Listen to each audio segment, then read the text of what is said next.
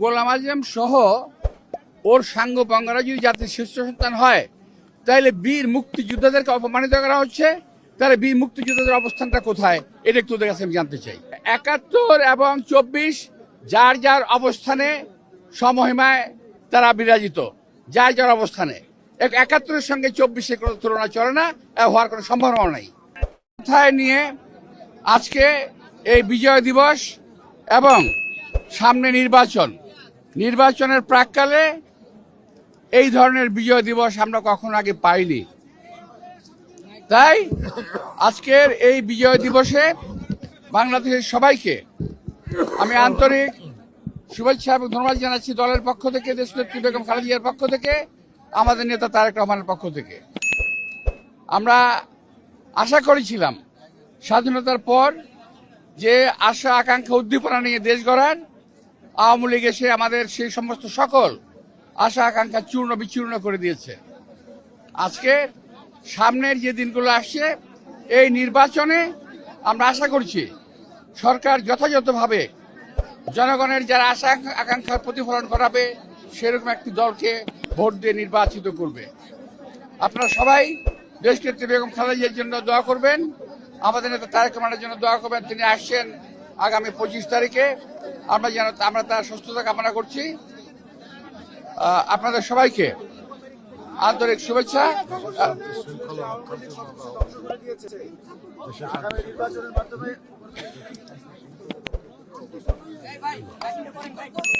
এর মধ্যে দেশের শান্তি শৃঙ্খলা রক্ষা করে অবাধ ও নিরপেক্ষ একটা নির্বাচন হবে, এই আশা আমরা সেই দিনে আমরা করছি। গোলাম আজম সহ ওর সাঙ্গপাঙ্গরা যদি জাতির শীর্ষ সন্তান হয়, তাহলে বীর মুক্তিযোদ্ধাদেরকে অপমানিত করা হচ্ছে। তাহলে বীর মুক্তিযোদ্ধাদের অবস্থানটা কোথায়, এটা একটু ওদের কাছে আমি জানতে চাই। এটা তো অবশ্যই এই দলটি ১৯৪৭ সাল থেকে অদ্যাবধি ৪৭ সাল, ৭১ সাল এবং এখন পর্যন্ত দেশের শান্তি কখনো কামনা করে নাই এবং করে না। তারা দেশের স্বাধীনতা চায় নাই, এখনো তারা দেশের স্বাধীনতা চায় না।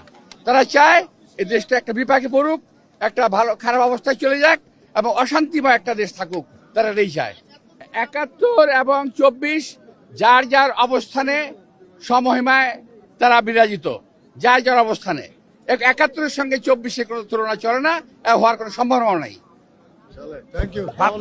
ভাবতে অবাক লাগে, স্বাধীনতার ৫৪ বছর পরে এসে আমরা গণতন্ত্রকে আজকে খুঁজছি নতুন করে। আসলে এটা বুঝতে হবে যে যারা এই দেশে গণতন্ত্র চেয়েছিল তারা বারবার সংগ্রাম করেছে, বারবার যুদ্ধ করেছে এবং এই দেশে আমরা শহীদ প্রেসিডেন্ট জিয়াউর রহমানের নেতৃত্বে যে মুক্তিযুদ্ধ হয়েছিল, সেই মুক্তিযুদ্ধের ফলশ্রুতিতে আমরা এদেশে বাংলাদেশের কোটি কোটি মানুষকে নিয়ে গণতন্ত্র, আগামী একটি সুষ্ঠু নিরপেক্ষ নির্বাচনের মাধ্যমে